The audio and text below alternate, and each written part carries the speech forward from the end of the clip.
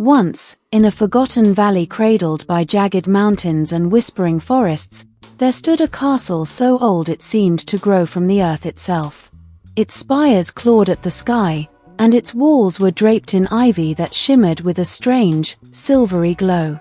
The villagers below spoke of it only in hushed tones, calling it the lair of the beast, a place where no one dared to tread, for it was said a monstrous creature ruled its halls, cursed by a magic as ancient as the stars. Far from the castle, in a bustling town on the valley's edge, lived a young woman named Elara. She was no ordinary soul. Where others saw only the grind of daily life, markets, chores, and gossip, Elara saw stories. Her eyes, bright as the dawn, caught the flicker of wonder in everything, the way the wind danced with the leaves, the secrets hidden in the lines of a stranger's face. She was a musician, too, with a voice that could coax tears from stone and a lute she played with such grace it seemed an extension of her soul. The townsfolk adored her, though they often shook their heads at her wandering spirit. Too wild for this place, they'd mutter. She'll chase a dream and lose herself. Elara's father, Tobin, was a tinkerer, a man of gears and gadgets who dreamed of inventions that could change the world. One stormy evening, he set off for a distant fair to sell his latest creation, a clockwork bird that sang on its own. "I'll be back in 3 days," he promised Elara, kissing her forehead. But the storm grew fierce, and Tobin, lost in the twisting paths of the valley, stumbled upon the castle. The gates creaked open as if beckoned by unseen hands.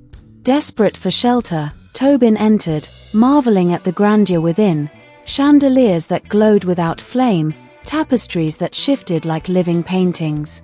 But his wonder turned to terror when a shadow loomed, a beast, towering and fierce, with fur black as midnight, eyes like burning embers, and claws that gleamed like knives. "Trespasser," it roared, its voice a thunderclap. "You dare steal into my domain?" Tobin fell to his knees, stammering apologies. "I only sought refuge," he pleaded. The beast snarled but paused, its gaze softening for a fleeting moment. "Leave," it growled. "But know this, your life is forfeit unless you return with something of equal value." Tobin fled, trembling, and when he reached home, he collapsed into Elara's arms, recounting the tale. Elara listened, her heart pounding not with fear, but with a strange, unshakable curiosity. "I'll go," she said firmly. "Father, you're too frail for another journey. I'll face this beast." Despite Tobin's protests, Elara set out the next dawn, her lute slung across her back, a satchel of bread and herbs at her side. The castle loomed before her as she approached, its air thick with an eerie hum. She knocked, and the doors groaned open. There stood the beast, its presence overwhelming yet strangely regal. "You," it rumbled, eyeing her with suspicion. "What value do you bring?" "I am Elara," she said, her voice steady. "I offer myself in my father's place. My life for his." The beast tilted its head, a flicker of surprise in its ember eyes. "So be it," it said. "But you will stay until I deem your debt paid." Days turned to weeks. Elara was no prisoner in chains, but the castle was her cage. She roamed its halls, discovering wonders, a library of books that whispered their tales aloud, a garden where flowers sang in harmony, a ballroom where ghostly figures danced to silent music. The beast watched her, always from a distance, its growls softening into gruff questions. "Why do you not fear me?" it asked one night, as Elara strummed her lute by a roaring fire. "Because I see more than your claws," she replied. "There's a story in you, one you've buried deep." The beast scoffed, but her words lingered.